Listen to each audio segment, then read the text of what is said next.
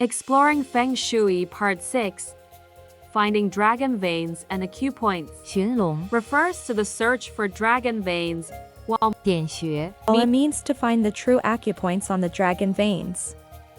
There is a saying that goes, 3 years to search for dragon veins, 10 years to find the true acupoints. In the folk tradition of Feng Shui, the basic knowledge is primarily based on the external form. Knowledge of external form is the foundation of Feng Shui and is also a basic technique that Feng Shui practitioners must master. However, over thousands of years of inheritance, these basic knowledge of external form have become increasingly confused, with more and more rules and details. On the surface, it seems like Feng Shui has become more and more enriched, but in reality, it has lost sight of its original purpose. There are many so-called secrets of searching for dragon veins in folk tradition, but they are of little use in practice. For example, there is a saying that goes from Mount Taizu to the parents' mountain, only the 5 elements that generate each other are true dragon veins, which means that there are 5 mountains in the middle that respectively represent the 5 elements of metal, wood, water, fire, and earth. And they are arranged in the order of wood generating fire, fire generating earth, earth generating metal, metal generating water, and water generating wood, which generate each other. However, in reality, many dragon veins extend for dozens, hundreds, or even longer distances, with dozens or even hundreds of mountain peaks in between. Based on the external form of these mountain peaks, it is possible to identify both generating and controlling elements, but it is impossible to determine them simply based on the order of the 5 elements generating each other. Searching for dragon veins and identifying acupoints both require people's supernormal capability. Depending on how well the supernormal capability is developed, the scope of what can be seen will differ. Those with well-developed supernormal capability can easily enter into a state of meditation and see the general topography and acupoints. This topography is not only limited to the external form of the mountain ranges in this physical space, but can also include the images of the spirits and gods associated with the mountain ranges in another space. Highly skilled Feng Shui practitioners can see the entire dragon vein and its acupoints at a glance. Some can see far distances, while others are limited to a specific area. Some can see with their eyes open, while others need to close their eyes. In reality, whether one's eyes are open or closed doesn't make a big difference. It's just a matter of personal preference and habit. Some feel that closing their eyes and entering into a state of meditation helps them concentrate better. Some people can see images when they are meditating, but this has certain conditions and limitations. You must be in a meditative state and reach a certain level of concentration to see them.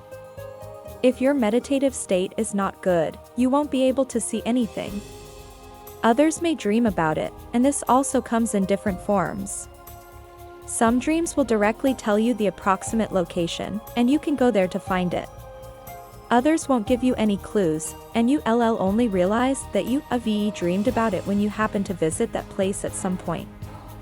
Many Feng Shui enthusiasts have had such experiences, but they are often occasional and passive manifestations. Many of the dreams we talk about are actually experiences of a person Hes Yuan Shin, primordial spirit, leaving their body and going to another space, or her celestial eye is open, but for various reasons, the person can't see it when she awake, so she can only see it when she is asleep at night. There is an even more convenient method, which is direct communication. Feng Shui practitioners who have cultivated the Tao can directly communicate with the living beings on the acupuncture points. They will tell you where the acupuncture point is, which direction to go, how far to go, and so on. The higher the level of the advanced life form, the more beautiful their language is, and their words are often like poetry. Therefore, many times, they communicate with you through poetry-like language, one poem after another. Once, I was invited to go to a mountain and communicate with a spirit on one of its acupoints. I searched around the mountain and felt like I was close, but I just couldn't find the acupoint. The master who invited me chuckled and said, "You've walked past it without recognizing the true face of Mount Lu." After contemplating his words, I looked down and suddenly realized that the acupoint was right beneath my feet. It was surrounded by a circle of stones that were buried in the ground, with only a small part of them visible on the surface. If you didn't pay attention, it would be hard to notice. There was another time when the life form at the location of the acupoint directly told me to walk down the cliff about 50 meters. At that time, I didn't really believe it, thinking that it was the cliff at the top of the mountain. How could I go down? Later, I was told that there was a small, not very obvious path at the edge of the cliff that could be used to go down. Following the guidance, I found a small path that sloped down to the middle of the cliff, where there was indeed a piece of land suitable for a tomb. However, this acupoint had already been arranged to be used by the heavens.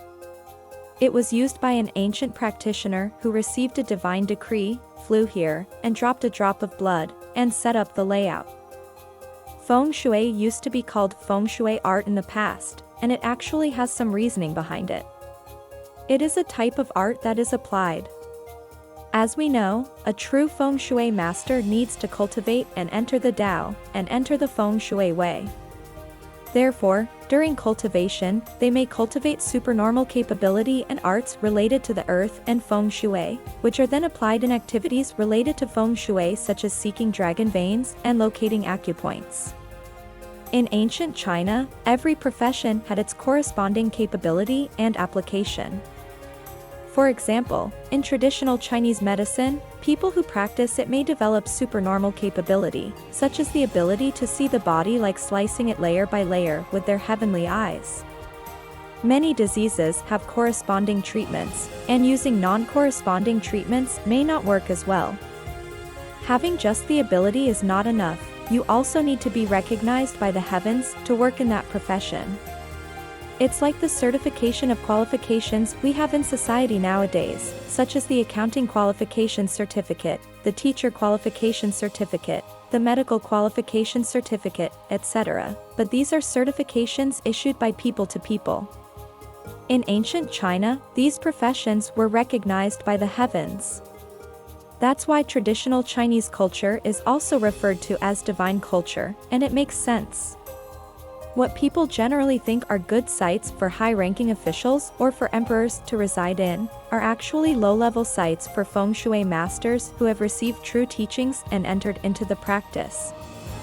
These sites are easy to find, but most Feng Shui masters at this level already understand this principle and would not use these sites without receiving heavenly mandate. Due to the complexity of space, the act of locating acupoints is also very complex and involves many aspects. Sometimes you may touch on something and not even know it. For example, once I arrived at a golden dragon acupoint and made contact directly with the spirit of this site, connecting with a golden dragon. When I returned, I found that a silver dragon was following me, very unhappy and looking for trouble. When I asked for the reason, it turned out that he had also set his sights on this site, and had been waiting here for a long time, hoping to eventually acquire it. Fortunately, we were able to negotiate and resolve the matter. If we had not resolved this karmic issue, besides this silver dragon causing trouble now in the future, if the site were to bring prosperity, there would be disputes between brothers in the corresponding family, and the person in charge of the family would face opposition from a certain brother within the family. Of course, due to the arrangement of heavenly fate, these conflicts will not succeed, but they will add to the hardships and setbacks.